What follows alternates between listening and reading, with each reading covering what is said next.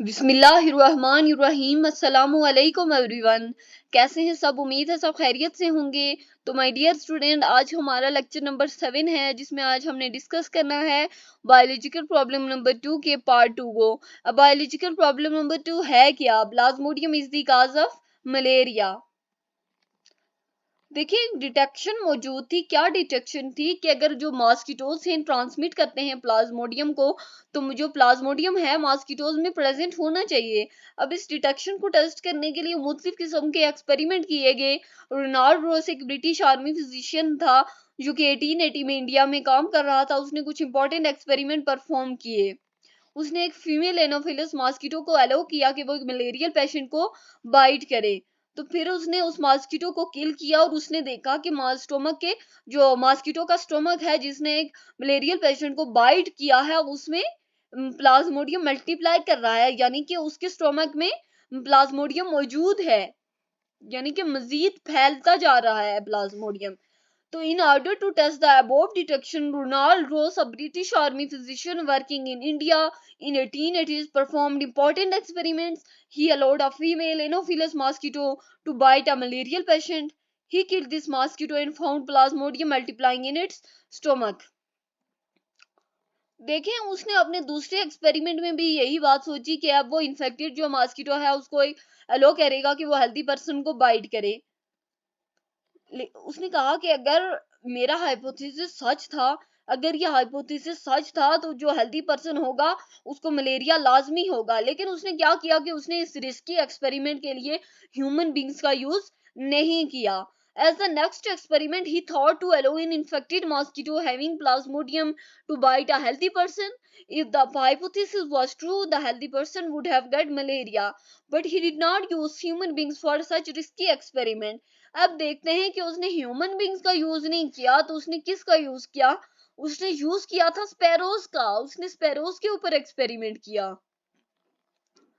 उसने एक female Culex mosquito को अलो किया। देखिए, ये चीज आपने याद रखनी है कि जो फीमेल एनोफिलस मॉस्किटो थी उसने एक हेल्दी पर्सन को बाइट किया था, और जो फीमेल क्यूलेक्स मॉस्किटो है उसने क्या किया था? उसने एक स्पैरो को बाइट किया था जो कि मलेरिया का पेशेंट था। उसने क्या किया कि उसने उन कुछ मॉस्किटोज को किल किया और वापस उनको वेरियस टाइम पे स्टडी किया। क्या कह रहे हैं कि रूस ने परफॉर्म किए कुछ एक्सपेरिमेंट अगेन, लेकिन उसने क्या किया? उसने स्पैरोज को यूज किया। उसने ह्यूमन बींग्स का यूज करने के बजाय उसने स्पैरोज यूज किए, और उसने एक फीमेल क्यूलेक्स मॉस्किटो को अलाउ किया कि वो जो स्पैरो है जो कि मलेरिया का पेशेंट है, यानी कि वो सफर हो रहा है, यानी कि सफरिंग है मलेरिया से, यानी कि वो उसके अंदर मलेरिया मौजूद है, तो वो उस पर्सन को सॉरी उस स्पैरो को बाइट करे। फिर उसने क्या किया कि उसने उन कुछ मॉस्किटोज को वेरियस टाइम पे स्टडी किया। उसने कहा कि जो प्लाज्मोडियम है वो मॉस्किटो के स्टोमक में पाया जा रहा है, और फिर वो सलाइवरी ग्लैंड में मूव कर जाता है। वो जब वो मॉस्किटो किसी हेल्दी पर्सन को बाइट करता है, तो वो जो प्लाज्मोडियम है वो उस हेल्दी पर्सन में भी चला जाता है।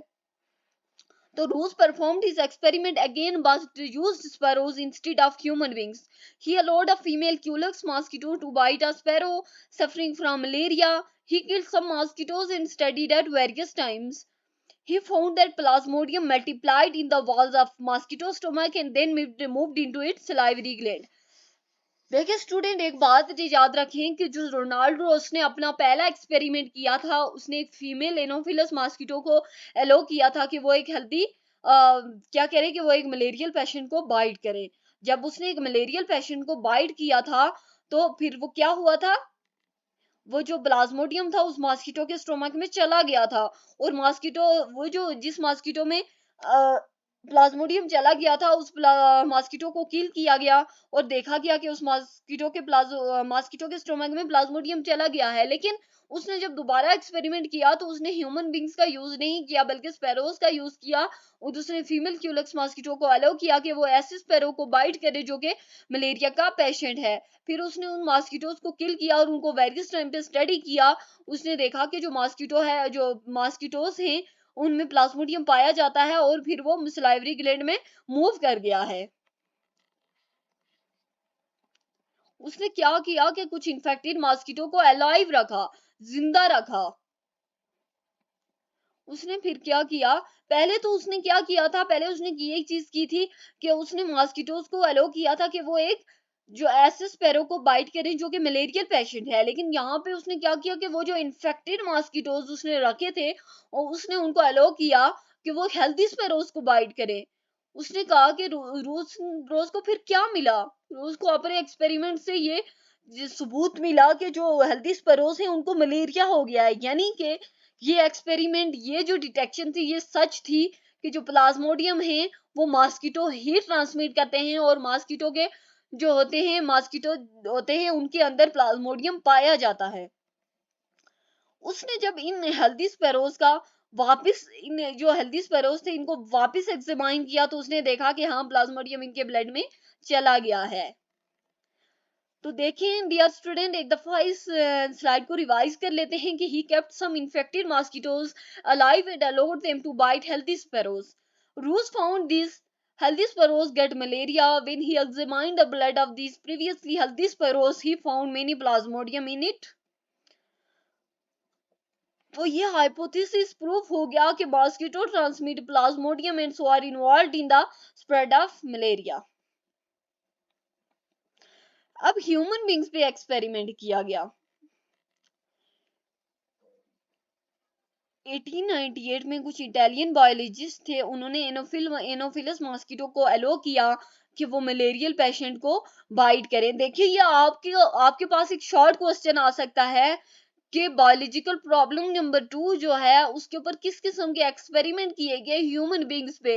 ह्यूमन बींग्स के दो तरह के एक्सपेरिमेंट किए गए थे, एक रोनाल्ड रोज ने किया था और एक इटालियन बायोलॉजिस्ट ने किया था। इटालियन बायोलॉजिस्ट ने क्या किया कि एनोफिलस मॉस्किटो को अलो किया कि वो मलेरियल पेशेंट को बाइट करे और इन्फेक्टेड मॉस्किटो को वापस अलो किया गया कि वो वापस एक हेल्दी पर्सन को बाइट करे। सबसे पहले क्या किया कि एक मलेरियल पेशेंट को बाइट करने के लिए अलो किया गया और फिर उसी इन्फेक्टेड मॉस्किटो को वापस अलो किया गया कि वो हेल्दी पर्सन को बाइट करे। So in the end, the hypothesis was tested by experiments on human beings. In 1898, Italian biologist allowed a Anopheles mosquito to bite a malarial patient. The infected mosquito was then allowed to bite a healthy man.